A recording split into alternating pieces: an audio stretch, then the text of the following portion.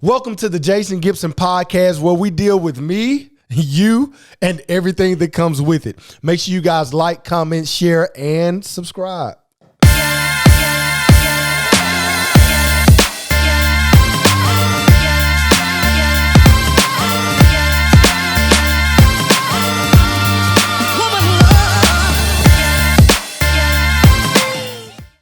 What's going on, everybody? Welcome to the Jason Gibson podcast, where we deal with you and everything that comes with it. You know, today we have a very special episode that is so near and dear to my heart, featuring somebody that has known me my literal entire life. As a matter of fact, before you guys could see me talking to you, I was swimming around in his nutsack. Yes, it will be featuring my father, Jonathan Gibson. You know, the older I get, the more I start to realize how much the absence of a father or the presence of a father has an effect on our ongoing lives. So I just want to delve into some very personal issues today, and I want to share them with you as I talk to my father about relationship, reconciliation, and success. What's going on, everybody? We are here for, once again, another episode, and I am so excited. And, you know, it's a different type of excitement today because I have a very, very special guest here with me today. Somebody who I am so excited I've been to be talking to today. Somebody who has literally known me from birth. I was swimming around in his nutsack before I even knew you guys or before you knew me. So I have my father here today, Mr. Jonathan Gibson. What's going on, Pop? Hello. What? So, look, y'all, I wanted to do this episode for a special reason because as I'm getting older, I'm starting to see the importance of a father or a father figure in each and every individual's life, specifically in young males' lives. I see the overwhelming effects that it can have on an individual if they grow up fatherless or if they grow up with a father in the home that is not necessarily emotionally or spiritually or mentally present, or people who do have a father in their lives and grow up and what kind of impact that has on them as they navigate through life. So I wanted to specifically do this episode so that, you know, I could just kind of prick my father's brain just so I could talk to him and so you guys could see the type of relationship that we have. So like I said, this dude is near and dear to my heart. This is somebody that I've always admired and looked up to. And one thing that I can appreciate about my dad that he always taught me how to work. Y'all know me as an entrepreneur. He may not take the title of entrepreneur, but this dude was so entrepreneurial when I was coming up. Like, he had a full-time job at Jackson State University. Outside of Jackson State University, he had his own real estate company and brokerage. Outside of that, he used to fix computers. Outside of that, he used to give piano lessons. Like, this dude he used to do some of everything. So I just want to talk to you a little bit, Dad, tell us a little bit about yourself. Like, when were you born? Where were you born? What's your dad's name, who just happens to be my granddad? I was born November the 29th, 1953. My dad's name was Moses Gibson, didn't have a middle name. My mom's name was Miriam Gibson, didn't have a middle name. My name is Jonathan Gibson. I don't have a middle name, but everybody calls me Joe.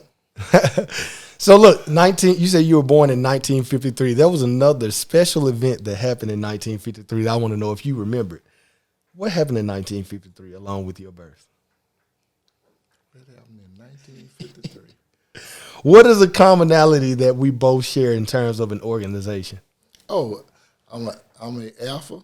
Okay. Phi Alpha fraternity. And what happened in 1953?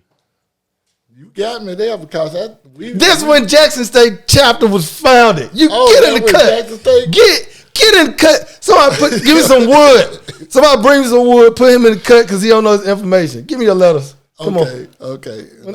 And also I'm a Mason. Oh, okay. You're a Mason too. Yes, I was a Mason. I was. Okay. But yes, That's the year that the Delta Phi chapter of Alpha Alpha Fraternity Incorporated was found on the campus of Lee Jackson State University. But I want to go ahead and delve into it. Like, just give me an overall framework of what your relationship was like with Pawpaw. That's what he is to me, y'all. That was Pawpaw. And just to give y'all a little bit of insight, so my granddad, his dad died in 2013. Yep, I remember it because I was getting ready for a SGA, a Student Government Association, I don't know, something, and then I woke up that morning. That was when I found out. But just give me a little insight into your relationship with Pawpaw, and we'll go from there. Okay, well, I love my dad dearly. My dad he taught me most of the stuff that you were saying that I might have taught you as far as being an entrepreneur, because he had multiple jobs. Wow. He was a minister. He worked full time with human not resources, but human services. Yeah. And he also did carpentry work now. And I could say, to tell you everything that I did, I was a real estate agent, I was a computer analyst, I was an insurance agent. I forgot about insurance. I'm also play full-time with the church, piano.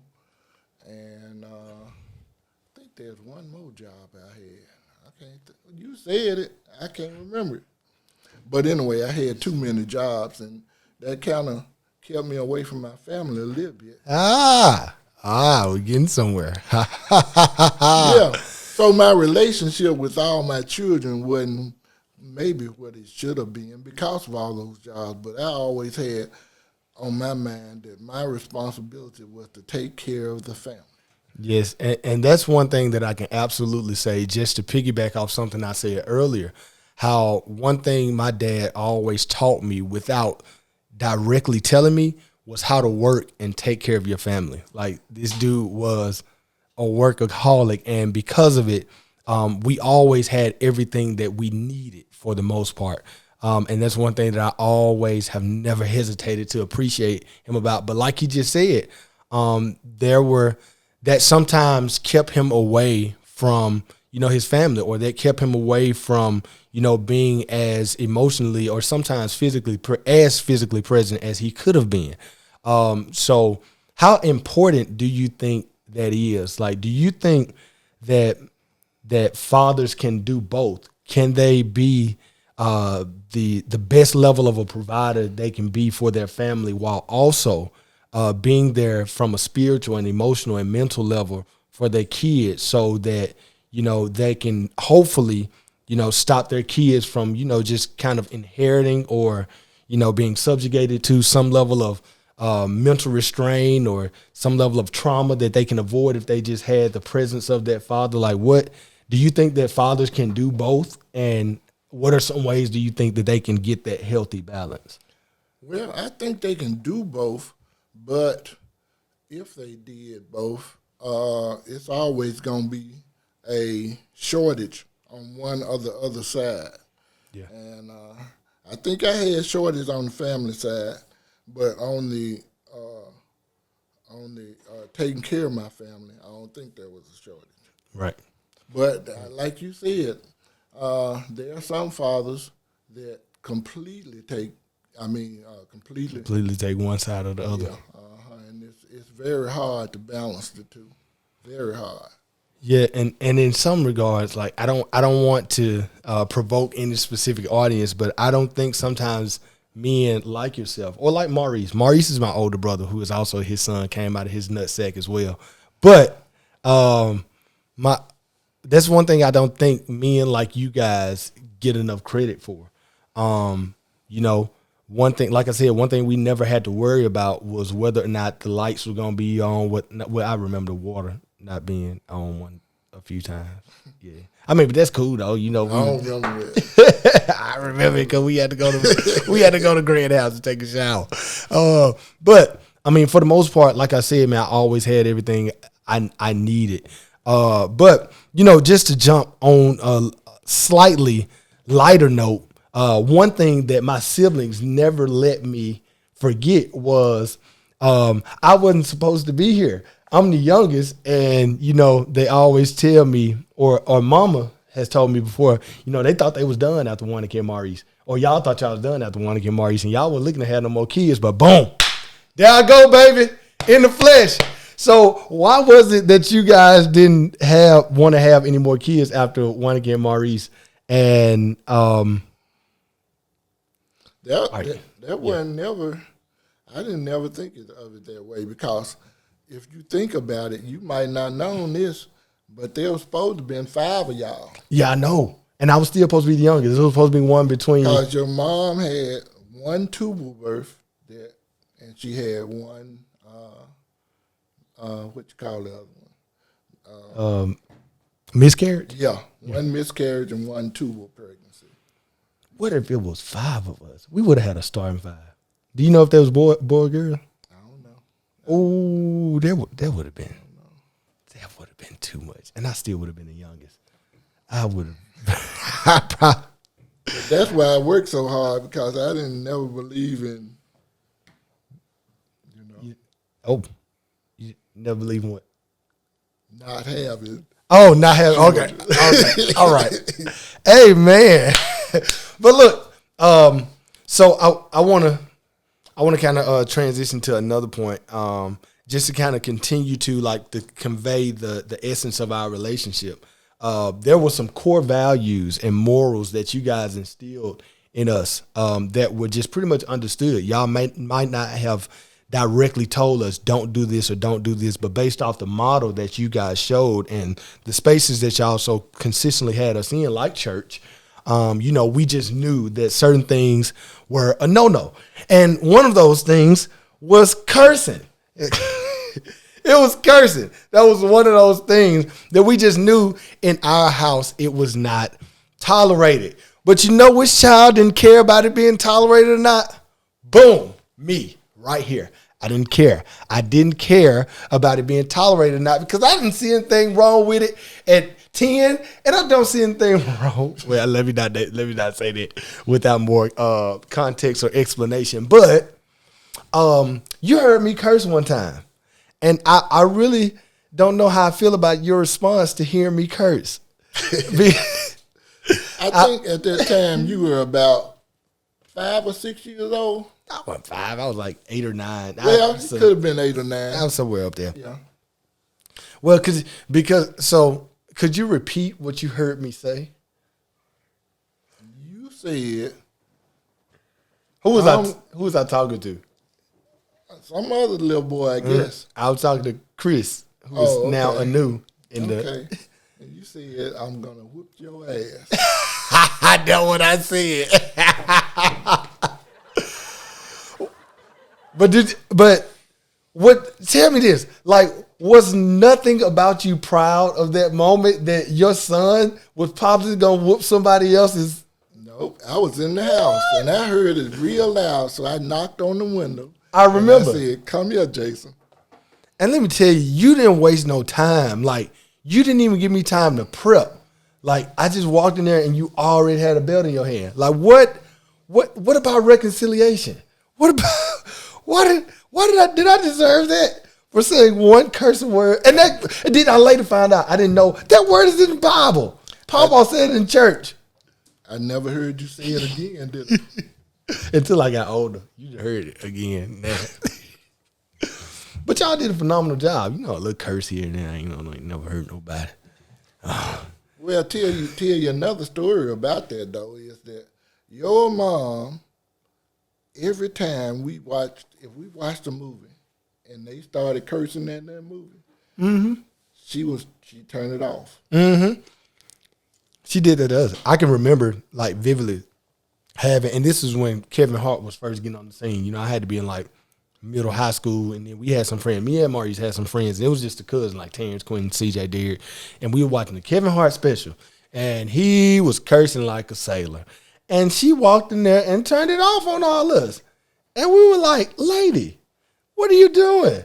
And she just went forward. But like I said, I appreciate the morals and values that you guys instilled in us, and I appreciate it. Although, I got older, train them up in the way that they should go, and when they get old, they might detour. They won't depart though.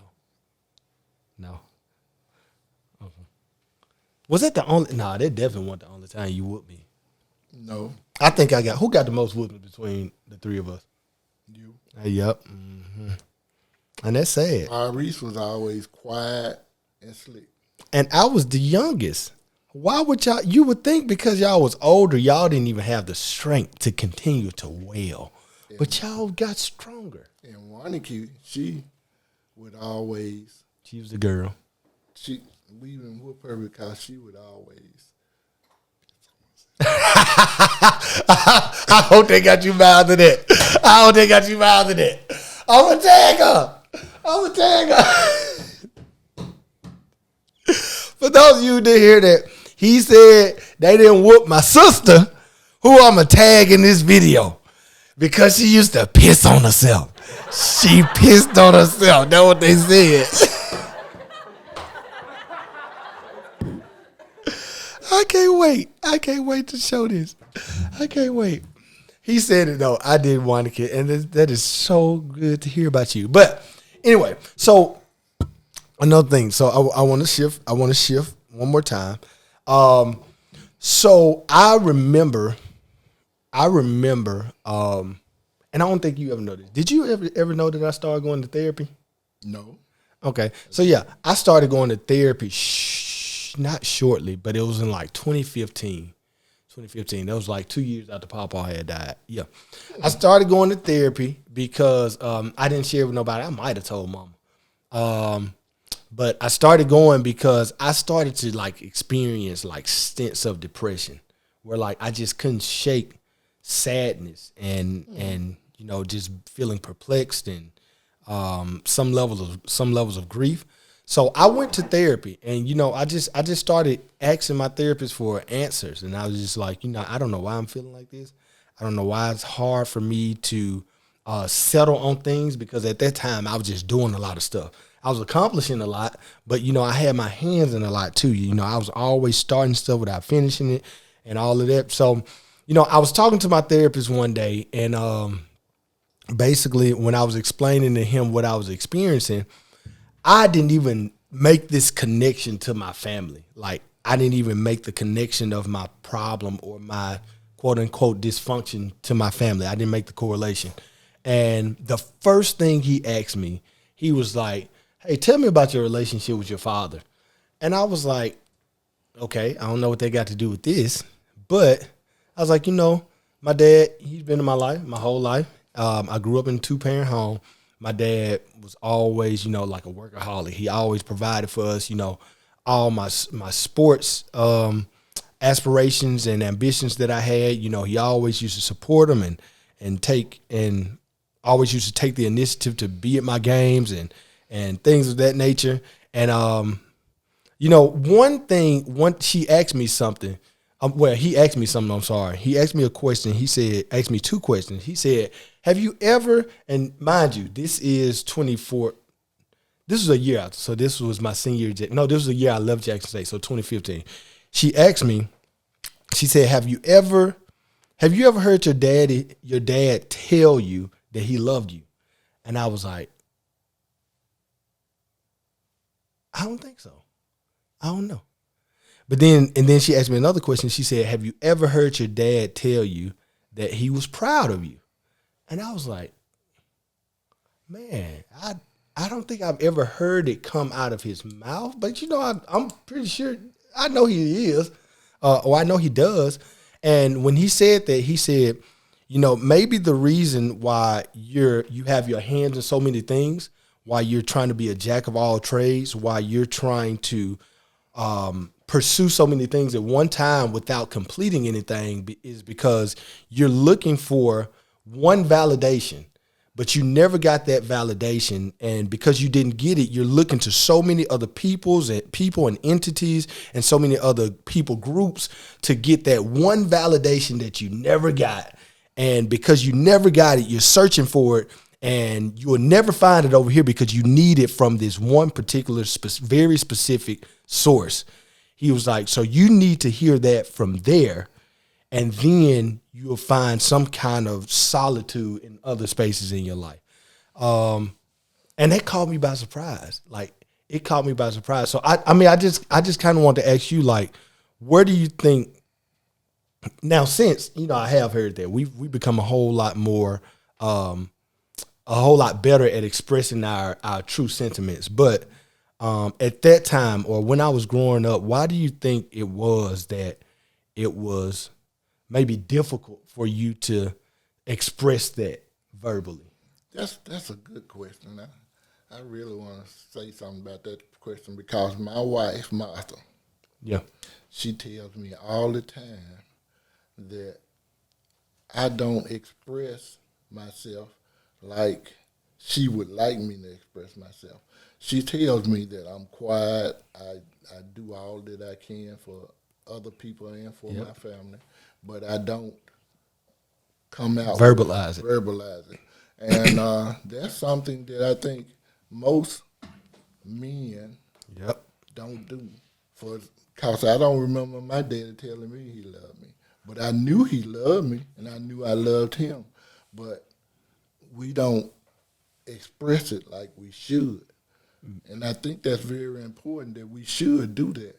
And later on in life, most of the time, it comes to that point where we do understand that we should have did that, and we don't. Well, so I think it's important. Yeah. Well, I mean, obviously,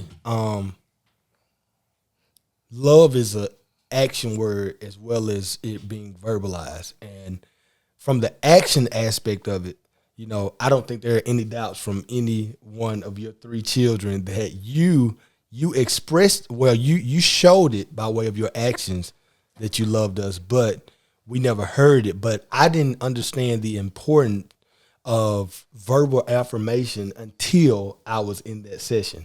Yeah. And when it made me actually think about something, it made me go back to the first time I actually heard you say you love me. It was the first time that you had cancer, and you were in the hospital. And this is something that you finna find out for the first time.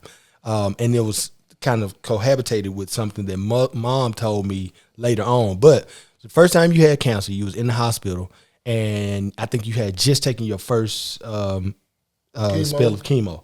And after you did that, I came in there, and I was a little under the weather that day. And I came in there, and then I was like clearing my throat. And then you asked me, you was like, Jason, you feeling all right? Like, and I was like, well, I'm a little sick. And then you just told me, you was like, I can't really be around, extra bacteria and things like that while I'm on this chemo because, my body can't take it. So I was probably there for like 2 to 5 minutes. And then, I went on left because I didn't want to be the cause of any further damage there. But, and I remember I got up, I was like, okay, I go, got my jacket and everything. And I was at the door. I was literally at the door. And, you called my name, and you was like, Jason. And then I was like, yeah. And then you was like, I just want you to know I love you. And then I was just like, I love you too, Dad. And then when I stepped out of that room and closed your door and got on the outside of your hospital room, I literally balled up in tears to the point where the nurse came up to me and she was asking me, she was like, what? She was like, are you okay? Like, is there anything we can do? And I was like, yeah, I'm fine. It wasn't until later I found out, and this was like months later after you had come all the way through cancer and beat it. Mom told me the same thing. She said, do you know that when you left out of the hospital room, your dad just bust into tears on the other side of that door? And I just found it so intriguing that I was on one side of the door and you on the other side of the door, but we were going through the same things because you had finally expressed something verbally that you had probably been bottling up for years. And I had finally broke into something, or I had finally gotten the affirmation that I needed from the right person at the right time in the right way. Just in not so delicate of terms because you in the hospital. But it was that day that I realized how important it is for not just my father, but all the fathers of individuals who may be listening and fathers just at large, how important it is for you to have this ongoing behavior of validating your children, your sons, your wives, your friends, because it's healthy. And when you just continue to bottle that up and bottle that up, it only just becomes like a volcano to the point where when it blows, it's just like, man, I don't know where these emotions are coming from. So yeah, that was a breakthrough. That was a breakthrough moment for me, and obviously for you too. Yeah. So yeah, you have anything to say to that? Well, I tell Martha all the time I love her, but my children, you right. Yeah. I held it for something. I don't know why, but Yeah. that's something that happens. Well, because I think just culturally, the world teaches men to be that way. You have to be firm. Yeah. Stop crying like a little girl when we growing up. So we correlate that to, if I cry or if I express myself in a way that's necessary for me to properly kind of process my emotions, then I'll be considered something that I don't want to be. Like, I don't want to be considered a girl or a wussy or a punk or nothing like that. So when you come up and that's all you hear, like, stop crying like a little girl, man up, toughen up, men don't cry, all that, it's just like, once you get that so much, you learn how to just hold it in because you don't want people to be exposed to your areas of vulnerability. But I think it's better later than never that conversations like this are had and reconciliation happens. So yeah, that's all I got. But you got anything else? Well, I can't really think of anything except I could say that through my life, God has been really, really good. Mm-hmm. Cause, well,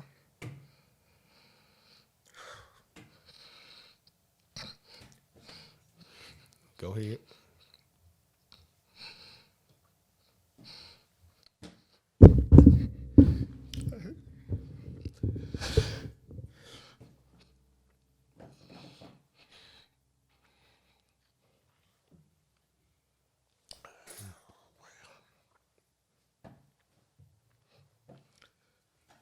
I just can't tell it. I just can't tell it. I wish you could.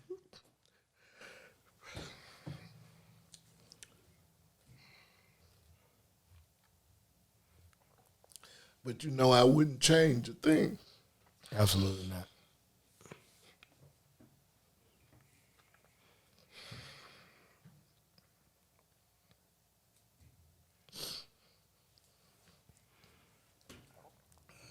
I wouldn't either.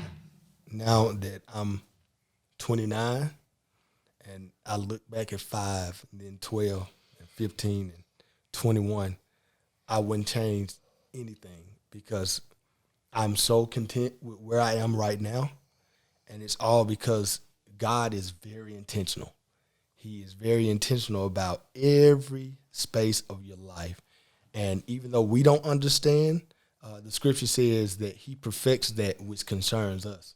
And usually in that space of perfecting it, we grow weary, we grow impatient, we grow discouraged.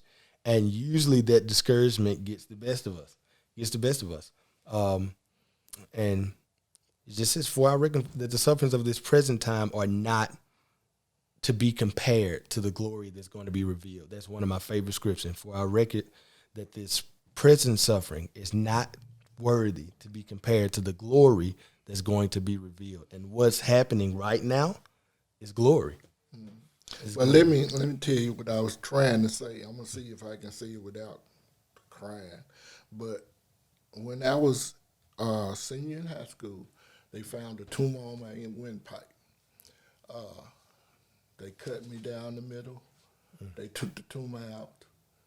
And during that time, my father told me that the doctor said that he don't think he lived to 25. Wow. So that was the first thing. Then, when my father died, I made it through that. When Dad died in 2013, he had lymphoma cancer. Yep. 2 weeks after that, they diagnosed me with lymphoma cancer. And that's when I went through my cancer battle. That was in 2013. I went through that. 2015, the cancer came back. That was it. That's when I had a bone marrow transplant. So God, through all that, God has been faithful, and He's brought me through all of it. I wouldn't change any of it. Nope. But I always have problems doing a testimony. Yeah.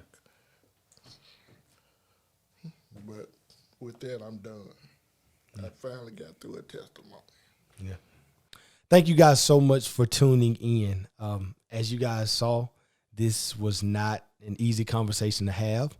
It got very emotional for both me and my father. I think I did a slightly better job at holding in my emotions than he did, but I still felt it, and it was hard to contain. But these conversations are not easy. Nobody said they would be, but they are necessary. So do yourself a favor. Go talk to your dad. Go talk to your uncle. Go talk to your father figure.